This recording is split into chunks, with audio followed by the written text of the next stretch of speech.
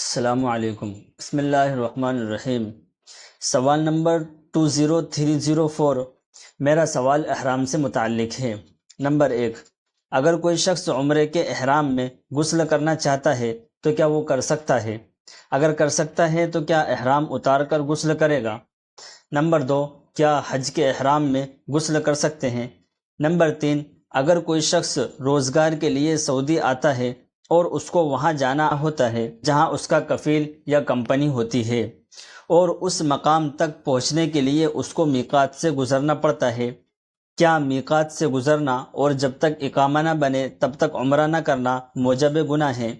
Number 4، مثال کے طور پر اگر کوئی شخص املاج شہر کا نام میں قیام پذیر ہے اور اس شخص نے عمرہ ایک بار بھی نہیں کیا، اس کو کام سے جدہ آنا جانا ہوتا ہے اور جدہ کے راستے میں اس کو میقات لگتا ہے، تو اس کا جانا آنا کیسا ہے؟ کیا اس سے گناہ ہوگا؟ اگر ہوگا تو توبہ یا جرمانے کا کیا طریقہ ہے؟ جواب نمبر 20304۔ بسم اللہ الرحمن الرحیم۔ فتویٰ 498۔ 1 اور 2 کر سکتا ہے، البتہ صابن نہ لگائے اور نہ میل چھڑائے، اور خوشبو والا صابن تو ہرگز استعمال نہ کرے ورنہ دم واجب ہو جائے گا۔ احرام کی چادریں اتار کر پھر پہننا یا دوسری چادریں بدل لینا، اس سے احرام میں کچھ فرق نہیں پڑتا، نہ ہی یہ موجب کراہت ہے۔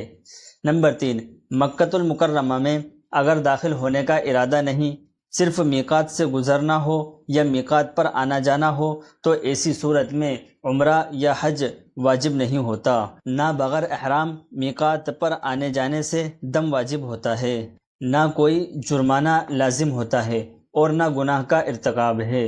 البتہ سعودی عرب میں خواہ روزگار ہی کے لیے جانا ہوا ہو، مگر جس قدر جلدی ہو سکے یا جتنی بار ممکن ہو اور قانون کی خلاف ورزی کی نوبت نہ آئے، تو عمرہ اور حج کی سعادت سے بہرور ہوتے رہنا چاہیے۔ ہندوستان وطن واپسی کے بعد معلوم نہیں کہ پھر جانا نصیب ہو سکے یا نہ ہو سکے۔ واللہ تعالی عالم۔ دارالفتاح دارالعلوم دیوبند۔ السلام علیکم۔